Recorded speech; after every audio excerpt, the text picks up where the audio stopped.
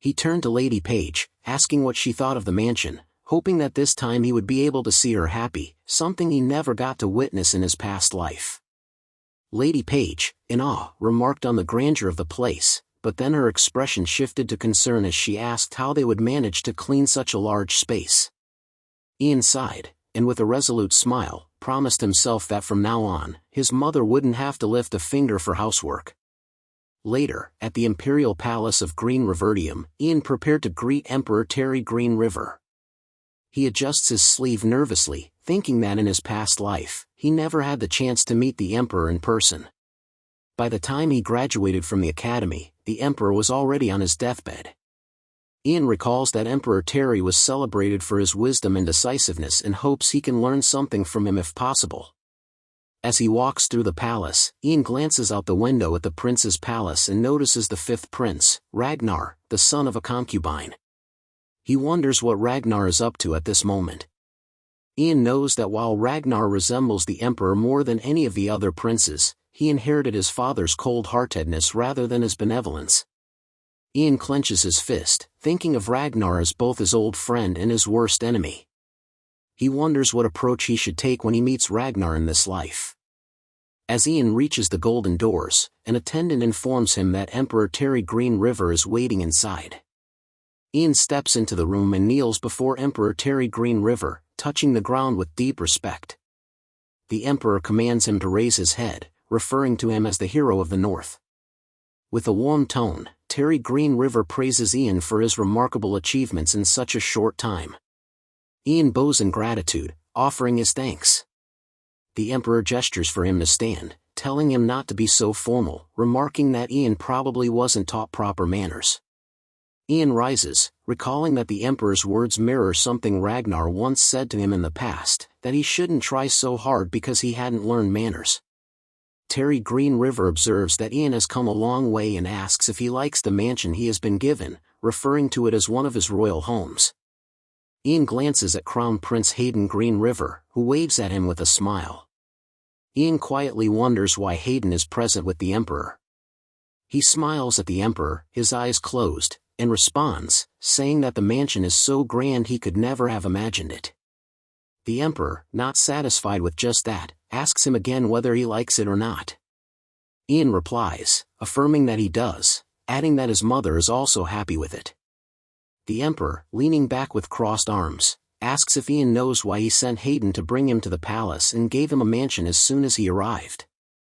Ian contemplates whether to be direct in his answer. After all, Ragnar, who resembled the Emperor in many ways, preferred to speak plainly.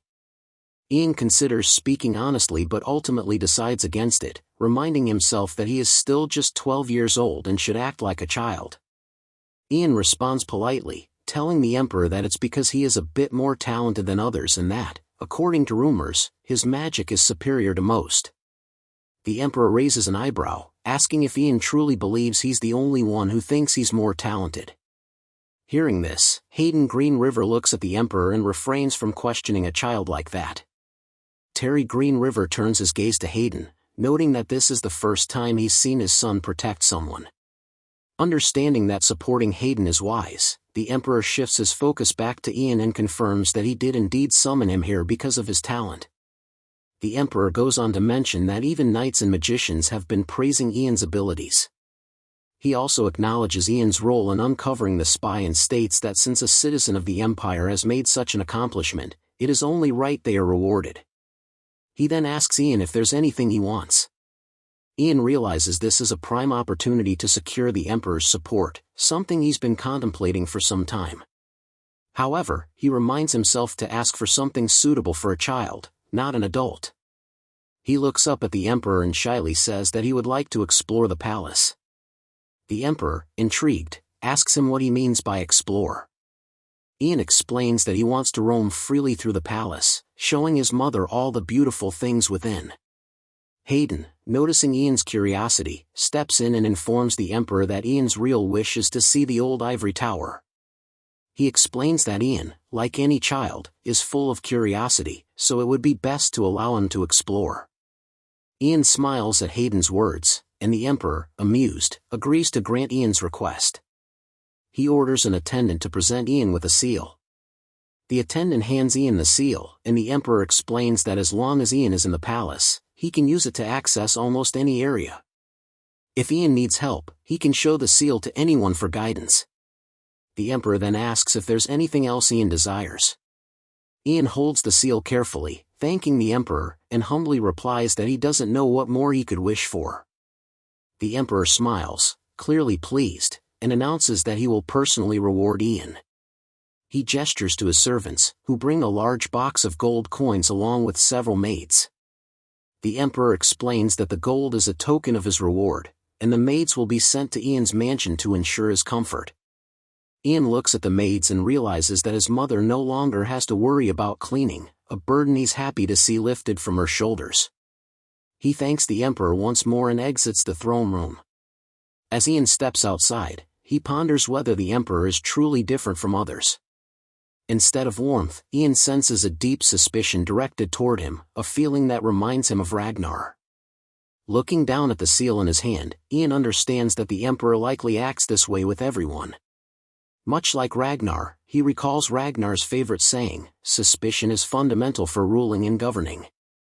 Determined to focus on what truly matters, Ian decides not to dwell on this feeling. There isn't much time, after all.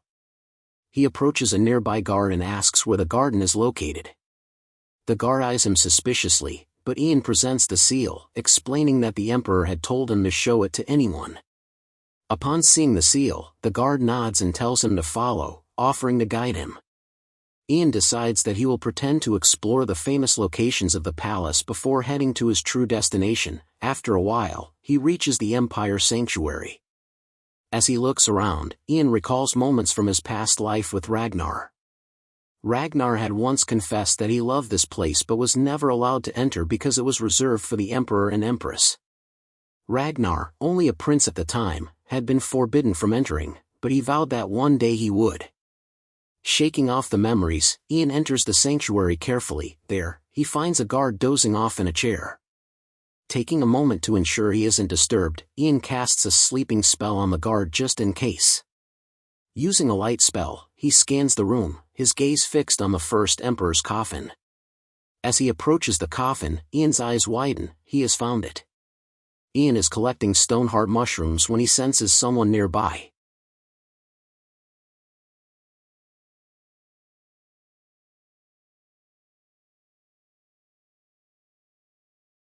He quickly hides behind a wall, thinking there are only 3 descendants around and that it can't possibly be Ragnar.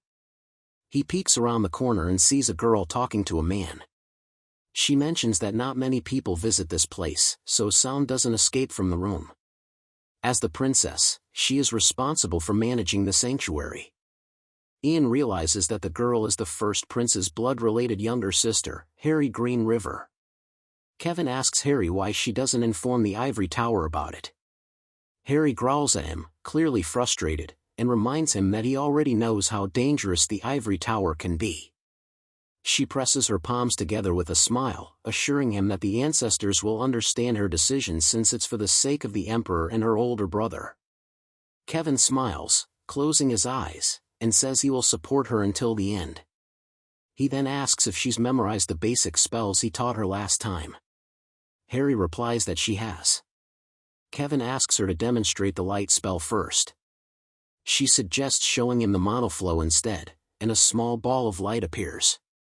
Ian raises an eyebrow, surprised to see Princess Harry using magic. Harry complains, asking Kevin why her light ball is so small. Kevin smiles and reassures her, saying it's just because she's only recently started practicing magic. Watching them, Ian recalls Harry Green River from his past life. He remembers how she lived her entire life like a caged bird. When Ragnar rose to power and the eldest prince was executed, she followed her brother and quietly ended her own life. Ian looks at Harry, wondering why she's hiding the fact that she's also a magician. He knows that in the Green River Empire, hiding one's magical potential is considered a sin. The same rule applies to private magic education outside of the Ivory Tower or the Academy. Ian is certain that the magician is aware of this fact. Princess Harry Green River requests that Kevin teach her attack magic next time, something like volcano. Kevin apologizes, saying he can't even use that spell himself. Harry chuckles, teasing him, and says she was just kidding. Suddenly, Harry turns around, confused, claiming she heard a noise. Kevin tells her to wrap it up for today, noting that it would be bad if someone saw them. She smiles, reassuring him that only royalty can enter this place. Ian leaves the sanctuary and looks up at it from outside. Realizing he's uncovered many surprising things today, he concludes that the reason Harry Green River is risking the sin of hiding her magic from the ivory tower is likely because she's wary of the tower, which supports Ragnar. Ian decides it's time to leave, as he's already spent quite a bit of time there. He walks towards the exit, and a guard asks if he's explored enough. Ian replies that he's satisfied, thinking to himself that he's explored more than enough. Ian reaches his mansion and walks inside. He looks at Raytho and asks where his mother and the others are. Rayo informs Ian that Lady Page is chatting with servants sent from the Imperial Palace while Douglas is taking a look around the mansion. Ian remarks that it's great and asks Mr. Raytho if they could have a chat for a moment. Rao looks at him in confusion but agrees to speak with him. Ian tells Mr. Raytho that he needs him to create a secret potion for him. Mr. Raytho asks what kind of potion Ian has in mind. Ian shows him the stoneheart mushrooms, explaining that they're poisonous, paralyze the body, and stop the heart. Mr. Rao asks Ian if he wants him to make a secret potion with such a dangerous mushroom. He acknowledges that a poison potion might be possible, but a secret potion would be difficult. Ian asks if Mr. Raytho has heard of interrogation magic. Mr. Rathio replies that he has. Ian explains that he needs a secret potion to protect himself from that magic and asks if it's possible. Mr. Raytho says that he'd need to experiment first unless it's urgent. Ian replies that it's urgent. As they're about to discuss it further, there's a knock on the door and a maid enters with a letter. She informs Ian that the ivory tower has sent him a message. Ian picks up the letter from the ivory tower and begins reading it. He realizes that they're calling him in because, like royalty, they cannot wait to meet him. Although it would be proper for them to wait until the official enrollment day at the academy, it would be difficult to teach such a talented magician alongside beginners. The letter states they want him to come in 1 week. Ian turns to Mr. Raytho and asks if it will be difficult. Mr. Rathio reassures him that it won't be a problem in 1 week, though he'll have to sacrifice his sleep. Ian apologizes for the inconvenience, saying he will entrust the task to him. A week passes, and Ian sits inside the moving horse-drawn carriage, holding the bottle of medicine that Rayo had made using stoneheart mushrooms. He believes drinking it would stabilize his heartbeat for 2 hours. As he gazes out of the window, he realizes he is back in the place where he had let go of everything and left. He spoke to himself almost in disbelief that he was back. Upon arriving at the ivory tower, someone informed Ian that they had reached their destination. A girl with glasses approached him, welcomed him, and offered to guide him to the owner. She led him to the first floor, explaining that it was the entrance hall. As Ian looked around, he realized the place looked exactly as it had before. The girl with glasses pointed out a golden plate and asked if he saw it. Ian confirmed he did, and she explained that the golden plate was called the Mana Elevator, a device that allowed people to travel between different floors of the tower. She added that the golden plates were reserved for high-tier magicians, enabling them to reach the highest floors directly. She instructed Ian to step onto the plate, mentioning that high-tier magicians were waiting for him on the highest floor in the owner's room. After bidding him farewell, the Mana Elevator began lifting Ian upwards. Once the elevator reached the highest floor, Ian stood before a door. As it opened, he entered the room and saw the owner. The owner greeted him, expressing gratitude for accepting the invitation to the tower. Ian glanced around at the other high-tier magicians, feeling confused. The owner noticed his unease and reassured him, inviting him to take a seat. The owner acknowledged that Ian might be surprised, but assured him there was no need to be scared. This was a standard requirement for all magicians joining the tower. Ian took a seat, sensing an underlying tension in the room, as though they were waiting to see how he would respond. Luminous text appeared above the owner's hand. The owner began explaining that while they knew much about Ian's talents, he was impressive even without considering them. He mentioned that they had some suspicions about Ian and needed to clear them up. Ian listened attentively, asking if they were planning to torture him. The owner laughed and clarified that barbaric methods were not used in the tower. They only wanted to ask him a few questions, and he was expected to answer them. The owner started reading from the glowing text, detailing Ian's background, his birth year, zodiac sign, his father, Fran Page, a wandering explorer, and his mother, Vanessa Pagage, who had once been a servant in the castle. He then asked Ian if any of this information was incorrect. Ian confirmed that it was all true. A bald man then inquired about Ian's relationship with the alchemist Ratho. Ian explained that his mother had been very weak and he had sought an alchemist to provide medicine. The Lord had recommended Ratho to him. A woman with short hair then asked why Ian had truly come to the ivory tower. Ian explained that he had read about it in books and always wanted to see it for himself. Another man asked if Ian remembered Cecilia. Ian confirmed he did. The man then demanded that Ian swear he had seen Cecilia communicating with someone wearing a mask and that when Cecilia had been caught, she had tried to kill him. Ian swore it was true, adding that he truly thought he was going to die. A gray-haired woman then asked Ian to swear that no one had taught him magic. Ian swore that no one had ever taught him magic.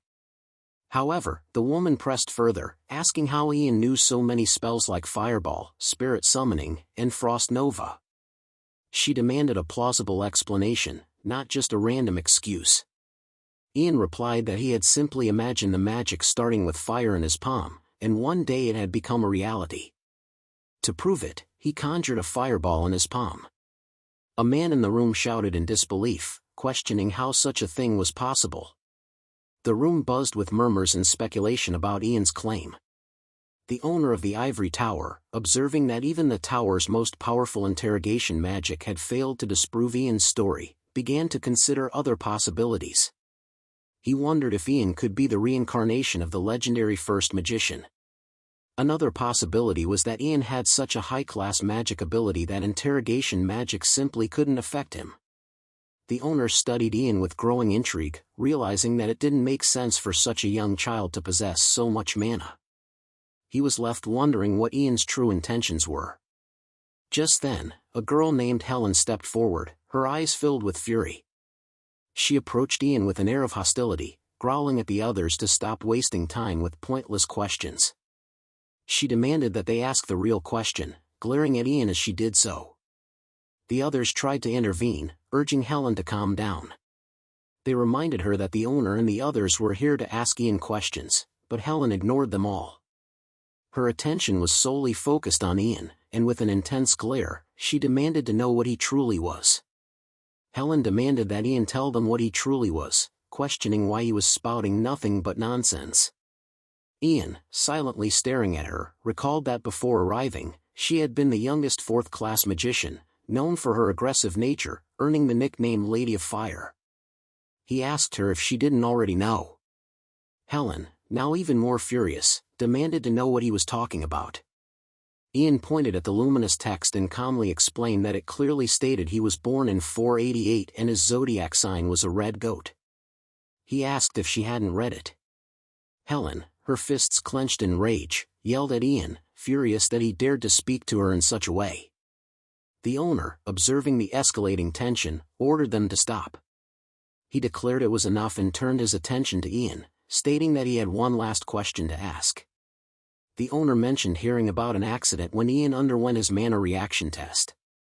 He referred to the soldier, Jonathan, who had disrespected Ian and his mother, and was found dead the next day with small traces of mana on him. The owner asked if Ian had any connection to Jonathan's death. Ian immediately realized that the tower owner was not in his position without reason. The owner's approach was methodical, always considering a third possibility instead of relying solely on magic. Ian understood that a normal person would have panicked and become frightened when faced with such an accusation. But if his heart rate remained steady, it would only raise more suspicion. He wondered if he should end the effect of the medicine now or simply tell them what they wanted to hear since the owner had stated this was the last question. Ian looked at the owner and replied that he knew nothing about Jonathan's death. Everyone in the room eyed him with suspicion. The owner asked again, pressing if Ian truly had no connection to it. Ian confirmed his innocence. The tower owner closed his eyes, seemingly satisfied, and said that he had known all along that Ian could not have been responsible for Jonathan's death. He thanked Ian for his honest answer to such a difficult question. Then the owner revealed that the entire story about the traces of mana on Jonathan's body had been fabricated. In reality, Jonathan had simply tripped on a bridge and died. Ian, angered, glared at him. The owner, unfazed, commented that he would love to wrap things up and get something to eat, but still had business to attend to. He asked Ian to be understanding, explaining that since Ian's talents had never been seen before, even in the tower, they needed to consider his current limits and potential for growth. The tower owner then showed Ian a device, explaining that it was a mana battery, an essential component that powered most of the tower.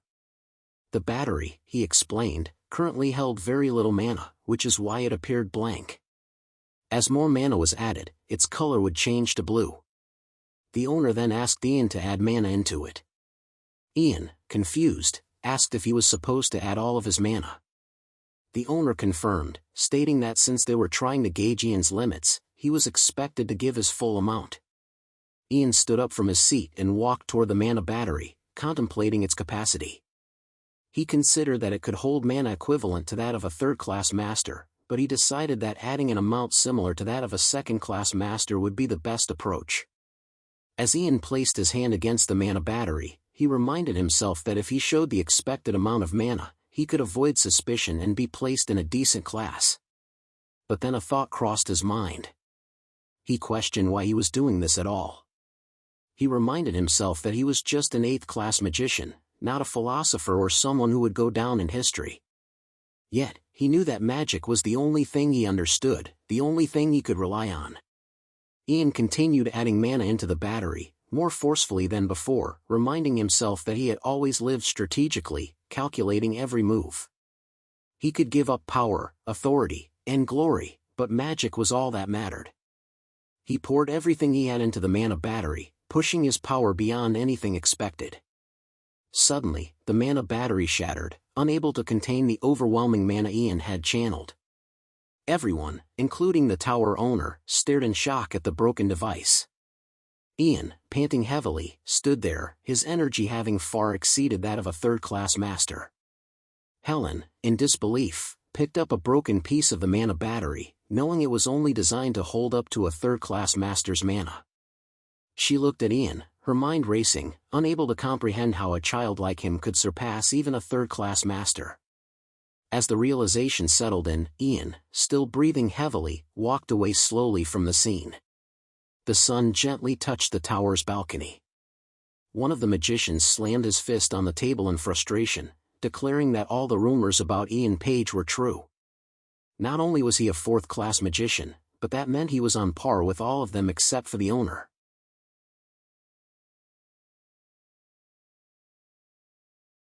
He added that Ian's reaction when asked about Jonathan's death was the unmistakable behavior of someone lying. The magician, voice rising, demanded to know what everyone thought that meant. He argued that before Ian became an even greater threat, they needed to act fast and put a leash on him. He proposed that they cancel Ian's graduation from the academy and his 5 years of service, urging them to tame him immediately. The tower owner crossed his arms, acknowledging that it would be a tough task, but agreeing that Ian's time at the academy would only be a waste. He was too dangerous for the other students. The owner raised the question of how the newcomers and young magicians would feel about having a 4th-class magician as their classmate. He believed that Ian had either killed Jonathan or played a role in preventing his death. While he didn't see that as a major issue, he noted that the real concern was that despite the success of the interrogation magic, they could never be sure whether Ian's lies would fool them. The owner emphasized that their top priority was the tower's reputation. The stronger the magicians they held, the higher the tower's standing would rise. He suggested that rather than eliminating Ian, they should accept him as the 12th high-class magician and officially announce the arrival of a 4th-class magician. However, given Ian's talent and age, it would be best for him to receive specialized education from a high-class magician. Everyone nodded in agreement with the tower owner. Smiling, feeling satisfied with their consensus, he asked who would take charge of Ian Page's education. One of the magicians raised their hand, offering to take on the responsibility. Outside the ivory tower, Ian looked up at it, surprised that he had been recognized as a high-class magician so quickly. A girl with glasses caught his attention. Ian looked up at her and remarked that they had met again. She informed him that she had heard the news about Ian being a fourth-class magician. Ian smiled and confirmed, stating that it was true. The girl praised him, impressed that a high-class magician of his caliber was only 12 years old, and mentioned that all the rumors she had heard about him seemed to be true. Ian gave an awkward smile and asked what kind of rumors were circulating about him. She replied that he had probably heard them, and then informed him that she had been appointed as his supporting magician for the year. Ian smiled and said that he was in her care, then added that she should feel free to speak more casually with him since she was his senior. The girl, maintaining a formal demeanor, agreed that as his senior, she would take responsibility and guide him through the ivory tower. Ian thanked her, and she began to lead him inside.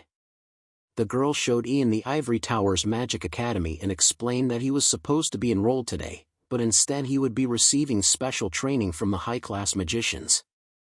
Ian quickly realized that they were just trying to turn him into a loyal dog under the guise of special training.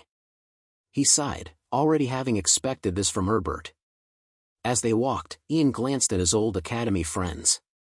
He remembered standing there with them, but they had all been assassinated by a Coldwood spy during the First Unification War.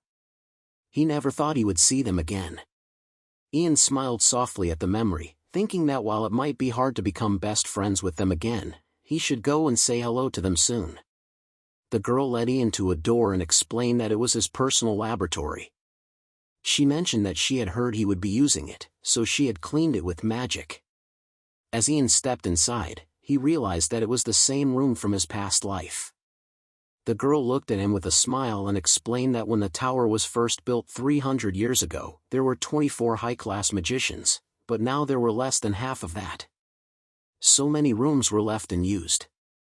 She told him that the tower owner wanted him to use this room for his personal needs. She then asked him to wait, as she would go and fetch the magician in charge of him. As she left and closed the door, Ian touched the furniture and reflected that it had been a long time since he had entered this room. He realized that he had obtained this room 7 years earlier than in his past life. With his new status as a high-class magician, Ian understood that he needed to build a new force within the ivory tower. He had 6 years before Ragnar would begin moving under the tower owner's protection. Ian knew that he would need a powerful force to counter Ragnar, who would be protected by Herbert.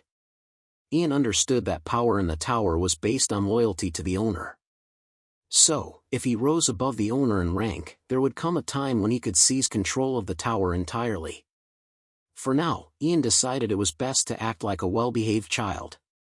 He knew he couldn't even surpass 5th class in his current form. Suddenly, Ian sensed someone's presence in the room. He turned to see Helen entering and smirked, realizing they had sent her. She entered with an air of arrogance, greeting him and calling him an arrogant brat. Helen placed her hand on her waist and again called Ian an arrogant brat, reflecting that it had been a while since they met each other. Ian looked up at her and wondered if she was the one who took care of the broken battery. Helen smirked and remarked that arrogance was just an understatement for him. She approached Ian and stated that he had probably heard about the standard manners, the tower's history, magic theory, and all the things he should learn from the academy. Helen informed him that the owner wanted to teach him inside the tower because he did not want other kids to lose their confidence if a monster like Ian joined them. Ian continued to listen to her silently. Helen picked up the books from the shelf and threw them, asking what use all of this would be. She said that boring crap like this was not her forte, and that the old hags could teach it better than her. Helen leaned down closer to Ian and asked if he had defeated Cecilia. She stated that she had high expectations for Cecilia because Cecilia had quite a name in the magic combat field, but she turned out to be a spy. Helen looked at Ian and said that he was able to defeat Cecilia. She told him that since she was his teacher, she wanted to teach him something. Helen explained that there were different types of magicians, a magician trained for combat, a magician trained to support others, and a magician who spends all his life studying spells, while all the others are just leftovers. Helen looked at Ian and asked what he thought she was. Ian replied that he thought she was the first one. She turned around properly with a proud smile and confirmed it, saying that she bet no one could beat her in that field. Helen told Ian that she was different from the other magicians, who only cared about the gracefulness of a high-class magician. She stated that she was going to teach him her way and commanded him to follow her, declaring that he had no right to refuse. Ian followed Helen to the garden. She looked at Ian and asked if he understood what he had to do here. Helen asked Ian to come at her and make her want to teach him. Ian realized that she was no different from his past life. Ian recalled that even back then she annoyed him by challenging him. He decided that this time he would not let Helen start and cut her off. The kids watched them and murmured that it was a bit dangerous for Ian to fight Helen. Helen glanced at the kids with a smirk and said there seemed to be enough spectators. She placed her hand on her waist and asked Ian to go first, stating that she would wait for him since she was his teacher. Ian removed his fall cloak and asked Helen if she was sure about it. She smirked at him, asking who was worried for who. Ian smiled and closed his eyes, saying he would not refuse. Then, looking at the blue smoke behind Ian, Helen asked if he was planning to set a barrier first, because it looked like he had seen stuff. As Helen's side also began to fill with red smoke, she grinned and claimed that whatever barrier it was, she would break it in an instant. Squirt. Ian saw the huge fireballs behind Helen and immediately used his ice block spell, completely shielding himself inside the ice block. Shocked, Helen yelled at Ian, asking if he was joking with her. She touched the ice block and said the most he could think of was an ice block. Helen asked him if he was planning to sleep there until he was out of mana. Ian did not move inside the ice block because the ice block was the strongest defensive magic that protected the user. But while it was active, the user fell asleep, so they could not use other magic. Helen sighed in annoyance, saying that she did not know what Ian was thinking and that she was the dumb one for having hopes in that. Suddenly, everyone heard a shattering sound. The kids wondered what kind of sound it was. Helen looked at the ice block in disbelief when she witnessed Ian staring at her from inside. She wondered how Ian could still move inside the ice block. Helen began to approach him, but suddenly froze and looked up at the growing stems in front of her. She cursed the situation. As Helen tried to run and dodge the attacks, she quickly realized her efforts were futile. Her strikes weren't landing, and if she didn't think of something fast, Ian would reach her. Panic set in as she wondered how to get him out of the ice block. It was nearly impossible to fight him while he was casting spells from within and moving at the same time. Unbeknownst to her, Ian quietly sneaked up behind and caught her off guard. Helen's struggles proved useless as he quickly tied her down, and she couldn't deny it any longer. He was every bit as skilled as the primal mage they had warned about. Desperate, she demanded to be released, but Ian showed no interest in granting her request. Helen paled as Ian raised his hand, and with a flick of his fingers, the sky above began to rumble ominously. Fear overtook her as she realized what was about to happen, and she begged him to stop. The sky flashed and a bolt of lightning cracked down at Ian's command, leaving everyone around them speechless. Helen, somehow still alive, let out a breath she didn't realize she had been holding. Trembling, she watched as Ian turned away, walking past the crowd without acknowledging their hushed whispers. Days later, the Tower Master learned that Helen hadn't eaten in days. He was appalled, finding it shameful that she had picked a fight with a 12-year-old and lost. Instead of teaching him a lesson, it was Helen who learned one. The Tower Master believed Ian was a wolf, not a dog that could be trained with ease, and it would take time before he could be molded into something useful. The Tower Master then approached the Crown Prince, who inquired about the mysterious boy mage, Ian Page. As Douglas prepared for his first day at school, Ian realized that Douglas had the potential to become a great alchemist. Meanwhile, Ian himself had already mastered everything he was learning from his private lessons at the Ivory Tower. Bored, he set his book aside and stood up, thinking that he hadn't had a single day of rest since he returned to the past. Although Ragnar seemed to be quiet for now, Ian knew he couldn't afford to stay idle. He would need to use this time to strengthen his body and regain his power, but he wondered whether it was okay to spend his time this way. Lost in thought, Ian was interrupted when the housemaid brought him an invitation from the royal palace, which made him wonder who would want to invite him. Ian picked up the letter and immediately recognized the Crown Prince's seal. However, Ian didn't understand the Crown Prince's intentions. It was an unspoken rule that mages of humble background like Ian were rarely invited to such events. Furthermore, the Crown Prince, who despised parties, had gone out of his way to host one. This passivity was the very reason the Crown Prince missed his chance to engage in politics, which led all the aristocrats to turn their backs on him.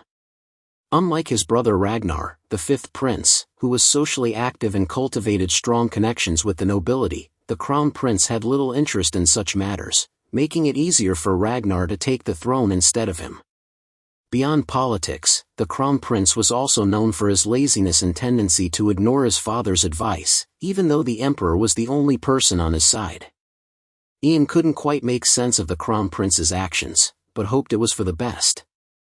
However, since he had never attended such events, even in his past life, Ian decided it was best to stay quiet and head out as soon as possible. Upon entering the palace, Ian was taken aback by the grandeur of the decorations and the aristocrats mingling with each other. As expected, he felt incredibly uncomfortable in such a setting. The royal servant announced the Crown Prince's arrival, prompting everyone to bow in respect. But instead of delivering the usual speech, the Crown Prince decided to introduce someone first. He looked toward Ian, and Ian immediately thought it must be him. But the Crown Prince surprised everyone by welcoming Ian Page as the special guest, the youngest fourth-class high mage the tower had ever seen. The Crown Prince explained that the party was organized to introduce Ian to the nobles. Ian wondered if this was just a way for the Crown Prince to show the aristocrats which side he was on. However, this didn't seem like something the Crown Prince would do, especially not after all his previous passive behavior. The Crown Prince continued by praising Ian's debut at the Ivory Tower, highlighting how Ian became a high mage on his very first day. He admitted that when he first saw Ian in Mogrian, he couldn't understand why he had to go through so much trouble for a country boy. But now he was proud of how incredible Ian turned out to be. Even though it was his father who ordered him to bring Ian to the capital, the Crown Prince now felt a sense of pride in having done so. He then gestured to Ian, leading him to introduce him to someone else. What Ian saw next left him utterly speechless. The Crown Prince introduced his younger sister Haley to Ian. She mentioned that she had heard a lot about him, but since they didn't have much time to chat, she invited him to join her for the next lunch and to hear more of his stories. Ian politely thanked her for the invitation, but humbly suggested that his tales of magic and monsters might be boring. However, Haley expressed great interest in both magic and monsters, assuring Ian that she would send him a letter so they could talk more. After bidding him farewell, she left, and Ian couldn't help but notice how different she seemed from the last time he saw her at the Memorial Hall. While watching her leave, Ian noticed the Crown Prince, who was fulfilling his duties as a host despite his evident nervousness. Ian decided it was better to leave now before he drew any more attention to himself. Stepping out onto the balcony, he spots Sir Oliver and compliments him on his uniform. The brief moment of awkward silence makes Ian realize the balcony might not have been the best place to retreat to. Sir Oliver then strikes up a conversation, mentioning he heard about Ian's duel with Helen. Ian realizes that the Crown Prince had also mentioned the same thing about his fight with Helen and comments on how strange it is that such rumors spread so quickly, especially considering most of what happens in the Ivory Tower is supposed to be classified.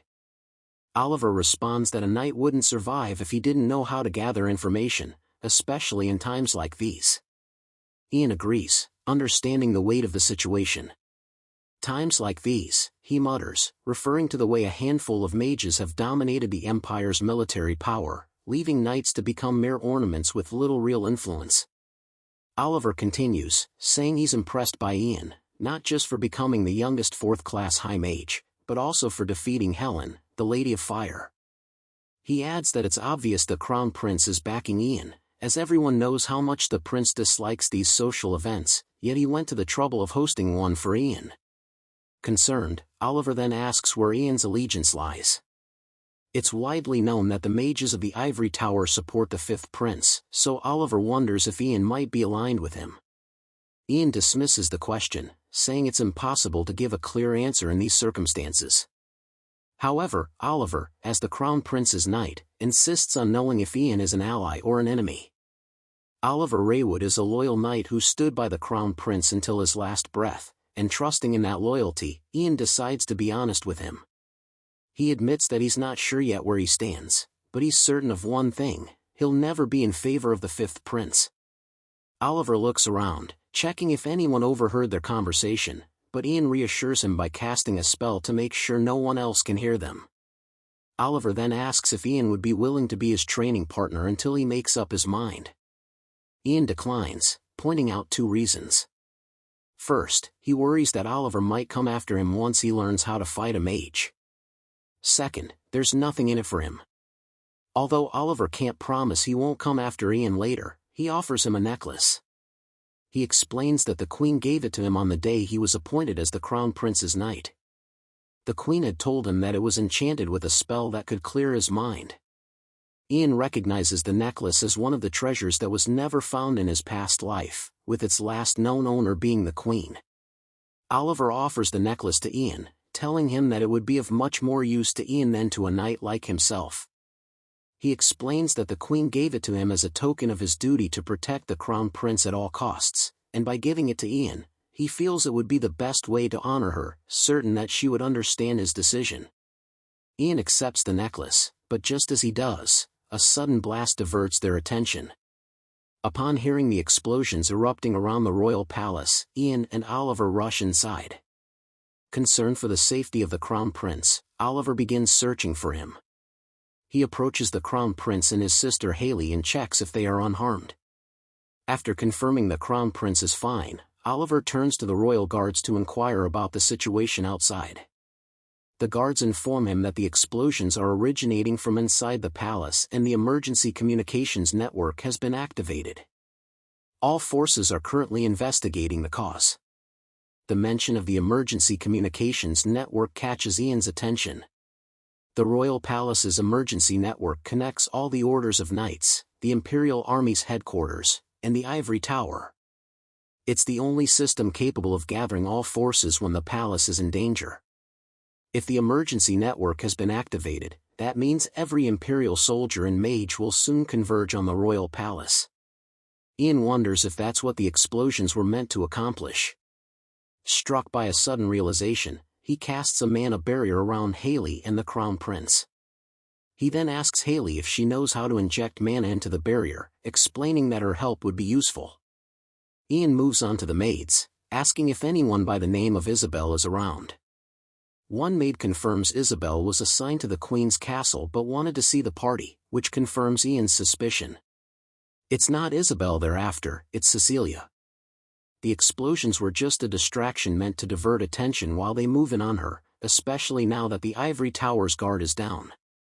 Ian couldn't care less about what happens to Cecilia, but he knows he must prevent anyone from learning what she knows about him. Meanwhile, a hooded man approaches the cell where Cecilia is being held. He's surprised to find her still alive. Cecilia doesn't recognize him, but the man reveals his identity and expresses disappointment in her, saying he thought she'd be better than this. As he removes his hood, Cecilia recognizes him immediately and desperately rushes towards him, begging him to get her out. But Daniel, for that's who it is, has other plans.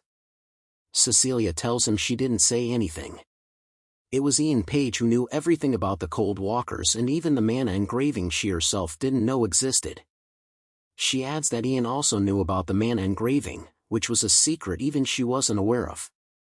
Daniel responds that this is information most Cold Walkers didn't know, and it wasn't until things spiraled out of control that the higher-ups revealed it. He asks if she has anything else to say. Cecilia pleads for her life and insists on her innocence, begging him to let her go. Daniel opens the cell, and as Cecilia steps out, her eyes widen in shock when he suddenly stabs her. She collapses to her knees, blood pouring from her wound. He tells her she was locked up because she didn't know what she was doing and that it caused quite a disturbance. He adds that a third-class mage like her is rare and there were talks of rescuing her. As Cecilia lies on the floor coughing and bleeding out, he bids her farewell. But then another voice from behind interrupts him. Surprised, Daniel quickly turns and throws a dagger at Ian, but Ian easily dodges it with a slight tilt of his head. Daniel doesn't recognize Ian at all. As Ian glances at Cecilia's lifeless body on the floor, he feels no remorse. In his mind, it's one less problem to worry about. Before Daniel can make a move or respond, Ian freezes his leg with ice, rendering him immobile. Ian steps closer and declares that he'd wanted to kill Daniel with his own hands. Daniel tries to negotiate for his life, but Ian interrupts him, saying he's finally able to avenge his friends. Daniel hadn't killed any of Ian's friends, at least not yet, and maybe not even 10 years from now. The ice continues to creep over Daniel's body, encasing him completely. Ian calmly announces that he's already made up his mind to set things right. With a tap of his finger, the ice shatters, and Daniel's cold, lifeless body collapses to the ground. Ian steps up to the dead body and examines the mana engravings on the back of Daniel's neck. They should be enough to get the answers he needs. While Ian stands over Daniel's body, he hears footsteps approaching. The Tower Master finds Ian standing over the bodies, but he has no idea what transpired. As Ian and the Tower Master face each other, the mana engraving on the back of Daniel's neck begins to glow. Meanwhile, His Majesty, the Emperor, is furious with the Tower Master for his ignorance of the threats lurking inside the palace. First, a maid, and now the secretary of the family. The Emperor had granted the Tower Master full investigative rights to get to the heart of the problem, but seeing the Tower Master's incompetence, the Emperor loses faith in the Ivory Tower. He announces that he is revoking all investigative rights granted to the organization. The Emperor demands the Tower Master disclose any findings he has gathered to the royal family, the Order of the Knights, and the Imperial Army, before dismissing him with little more than a curt command to leave. After the Tower Master bows respectfully and exits, a royal servant steps forward to invite Ian to approach and pay his respects to the Emperor. Ian Page steps before the Emperor, who thanks him for protecting the Empire from external threats. The Emperor remarks that if not for Ian, they might have unwittingly handed critical information to unknown enemies. Without Ian's intervention, the royal family in the Empire would have been the subject of ridicule among the other kingdoms. As a token of gratitude for his contributions to the Empire's safety, the Emperor personally rewards Ian. He offers him the robe once belonging to Mitchell Green River, the Emperor's ancestor and the only mage in the imperial family. According to his will, the robe was originally meant for royals only, but the Emperor chooses to give it to Ian as a lease, with the agreement that it will expire when Ian either dies or no longer wishes to possess it. Ian recalls the stories of Mitchell Green River, a hero of the Empire who was even appointed as the Tower Master for his exceptional magical abilities. Even in his past life, Ian had never had the chance to see this robe. As it is a robe, Ian does not need to undress to try it on, and the Emperor encourages him to put it on. When Ian wears it, however, the Emperor notices that it is a little too large for him, suggesting that Ian will grow into it over time. But Ian quickly senses that the robe is enchanted with magic. He declares that he can make it fit him perfectly. Using his magic, he adjusts the robe to his size, leaving everyone around him astounded. The Emperor praises how well the robe suits Ian, especially its blue color, and Ian bows respectfully, thanking His Majesty. Later, Ian meets Lady Haley outside, who hesitates before speaking. She mentions that she wishes to discuss what happened the last time they interacted. Ian apologizes, admitting that his actions were out of line due to the extreme circumstances at the time. He reassures her that what she fears will not happen again. As they converse, someone approaches from behind Ian and comments that what Ian did was incredibly honorable and brought peace to the Empire. Ian turns around to see a boy dressed like a prince. Like the Emperor, the boy praises Ian's role in the royal palace. Ian's eyes widen in shock as he recognizes the boy. This is the prince walking toward him. The prince introduces himself as Ragnar Green River, the fifth heir to the Emperor. A sudden flashback grips Ian's attention, showing a glass of wine spilled on the floor beside a much older Ian. Ragnar stands above him, telling Ian that he should never forgive him. As Ragnar congratulates Ian on his appointment to the High Mage of the Ivory Tower, one thought runs through Ian's mind: this is too early. Now is not the time to meet him yet. Ragnar invites Ian to the day's luncheon, but Ian's fist clenches in anger. Before he can respond, Haley interrupts, informing Ragnar that Ian has already promised to join her. Ragnar suggests meeting the next day, but Ian refuses again, prompting Ragnar to suggest rescheduling for another time before walking away. This encounter is happening 2 years earlier than when Ian originally met Ragnar. Ragnar is still a young prince, hiding his ambitions beneath the facade. Ian decides that he will interfere in every possible way to prevent Ragnar from expanding his influence and ultimately ensure his downfall. This time, Ian will be the mastermind behind Ragnar's eventual demise. Fast forward to 5 years later. The Crown Prince is annoyed and frustrated over the overly complicated book. He complains about the difficulty of the book. The teacher tells him the book is called The Principle of Sovereignty, written by the first emperor himself. It covers the virtues a future king should have, as well as effective methods for ruling a kingdom. The Crown Prince looks at the pile of books about the kingdom's history, philosophy, economy, politics, and etiquette, and decides he's done for the day. The teacher warns him that his father will scold him if he skips another class, but the prince shows no care. Since it's Sir Oliver's last training session with Ian, the Crown Prince decides to go watch that instead.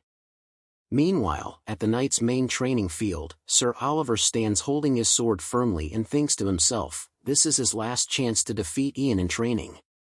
He clenches his sword tightly in his grip and takes a look around. Ice spears rain from above. As he dodges the ice attack, the ground around him lifts up. Oliver runs through and jumps over the walls of mud. He then takes a look around to see what's next. In that moment, a huge fire blast comes his way. Oliver thinks quickly, raises his sword, and splits the pyroblast with a single swing. On the other side of the fiery blast stands Ian. Oliver is determined to get him this time. He charges forward with his sword in hand and finally places the blade directly at Ian's heart. However, Ian suddenly disappears, taps Oliver from behind, and tells him he did good. Oliver does not seem too happy with his performance. All that training, and he couldn't even leave a scratch on Ian. But Ian assures him that he aimed directly for the heart, and if Ian could actually be hurt, he would have died. After a successful final training session, they shake hands. Oliver thanks Ian and says what he learned was worth far more than the necklace he once gave him. Ian tells Oliver he has improved greatly in the last 5 years, and even Ian himself didn't know a steel sword could split a pyroblast in two. However, Ian declines. Today is also the day he completes the Ivory Tower's curriculum and receives his first duty as High Mage. He needs to meet the Tower Master right away. The prince is disappointed at first, but he tells Ian to leave now, saying they will have time to dine together soon. Ian promises to make time for him and then takes off into the sky. As he flies away, the prince looks up, a little jealous that the robe his father gave Ian is enchanted with a flying spell. The Crown Prince then asks Oliver if he's ready to take on a mage now, since he looked neck and neck with Ian. But Oliver admits that he still couldn't even scratch him, and that gap is only going to grow with time. However, against other mages, Oliver is confident he could win. Back at the Ivory Tower, the Tower Master reflects on Ian's growth from a boy to a man. Reviewing Ian's reports, he finds nothing but praise throughout. It's no surprise the young mages hold Ian in such high regard. He's the closest thing to a perfect mage the Tower Master has ever seen. He informs Ian that today marks his final day as an apprentice. If Ian had been a student at the academy, he would have been sent off to another land after graduation. But Ian's case is different. All that remains is a conversation with the Tower Master. Ian accepts politely. The Tower Master congratulates him on officially becoming the High Mage of the Empire and hands him a tablet. The tablet allows Ian to summon soldiers or workers from any city within the Empire, something he will certainly need in the future. When Ian asks if there's a specific place he should focus on, the Tower Master lists several locations. High mages are rare these days, even more so since Hella's disappearance, and Ian's abilities are desperately needed. Ian is considered the greatest battle force the Ivory Tower has, but the Tower Master leaves the decision to him for his first mission. Among the listed places are Rodmere, the Empire's largest port city, Benson, famous for producing the continent's best steel, and Furig, to the east of the capital, the very place Ian was sent in his past life after the local mage there died in an accident. Furig particularly intrigues Ian. The Tower Master explains that Furig has made the most urgent request. Despite sending 2 third-class mages and even the Imperial Army, the monster herd from the grasslands continues to cause destruction. Ian is given a page detailing the situation and is asked to provide his answer by the end of the day. If he declines, another candidate will be sent. But Ian immediately agrees to go. At home, Douglas is shocked to hear Ian will be heading to Furig, given its reputation for dangerous monsters. Ian glares at Douglas, and his mother asks worriedly if it's truly as perilous as the rumors say. Ian reassures her that it isn't too dangerous, and that his assignment is temporary. He promises to be back in a few months if all goes well. His mother says the mansion will feel lonesome without him, but Ian promises to return soon. Douglas, eager to help, asks Ian to look at his elixir, believing it might be useful in Furig. Meanwhile, Douglas's father suggests changing the way he addresses Ian. In confusion, Douglas proposes calling Ian brother, which stuns everyone in the room. Ian's mother, delighted, treats the suggestion as though she's gained another son. She even imagines that Ian must be happy too. As Douglas and his father bicker over how to address him, Ian takes a moment to observe his family. Their little quarrels, his mother's giggling, and the warmth of the moment make him realize that maybe this isn't so bad after all. However, he firmly insists that Douglas refrain from calling him brother. Later, Ian prepares to leave. Beforehand, he plans to visit the Ivory Tower once more to bid farewell to the Tower Master. He briefs Mr. Heyman about the mana traps he installed around the mansion. Mr. Heyman assures him that he knows the traps inside and out and promises to protect Mrs. Page with his life. Douglas, noticing Ian's irritation, almost calls him brother but quickly corrects himself to captain. He hands Ian a bottle of elixir similar to the ones his father makes, whispering that his version is much better. Ian, confident in Douglas's skills, has no doubt it will prove highly effective. When asked about his route, Ian says he plans to take a wagon to the outskirts of the capital first, as he doesn't want to attract too much attention by flying.